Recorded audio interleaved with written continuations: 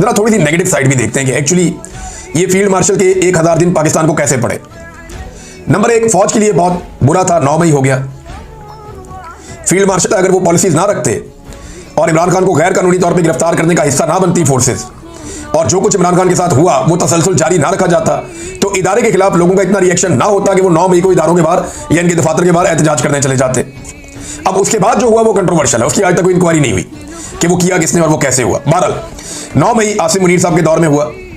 8 फरवरी 2024 पाकिस्तान की तारीख की इलेक्शन की सबसे बड़ी डकैती आसिम मुनीर साहब के दौर में मारी गई। ये सबसे बड़ी डकैती है। इसका सिंपल मैं आपको ये बता देता हूं कि पाकिस्तान की तारीख में इलेक्शन बहुत चोरी हुए, लेकिन इतने बड़े पैमाने पे कभी इलेक्शन चोरी नहीं हुआ कि 17 सीटों वाले को उठा के पहले हुकूमत बनाकर दे दें और उसके बाद उसको 2/3 अक्सरियत भी दिलवा दें। तो ये डकैती भी आर्मी चीफ के दौर में हुई, इसी आर्मी चीफ के दौर में हुई। 26 नवंबर 2024 पहली मरतबा मुजाहिरीन के ऊपर, एक सियासी जमात के मुजाहिरीन के ऊपर जो पुरअमन थे, गैर मुसल्लह थे, निहत्ते थे, उनके ऊपर स्ट्रेट फायर किए गए, स्नाइपर के साथ उन्हें गोलियां मारी गई। ये एक वाकया भी पाकिस्तान में हुआ इसी आर्मी चीफ के दौर में। हाँ, एक भारत के साथ लड़ाई का मामला हुआ जिसमें पाकिस्तान ने भारत के जंगी तैयारी गिरा दिए, जिसमें पूरे पाकिस्तान की, पूरी दुनिया के अंदर जो है वो वाह हुई, पाकिस्तानी फोर्सेस का मोराल बुलंद हुआ। तो ये एक वाकया ऐसा हुआ जिसको इनके दौर का अच्छा वाकया कहा जा सकता है।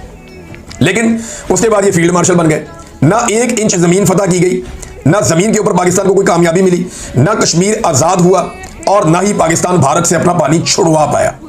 ये सारे काम पाकिस्तान नहीं कर पाया, लेकिन फील्ड मार्शल आसिम मुनीर साहब बन गए।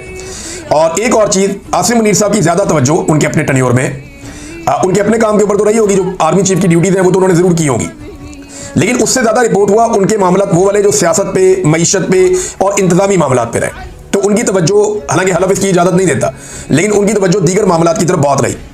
फिर उनकी ख्वाहिश है माफी की ख्वाहिश, वो अभी तक अधूरी है।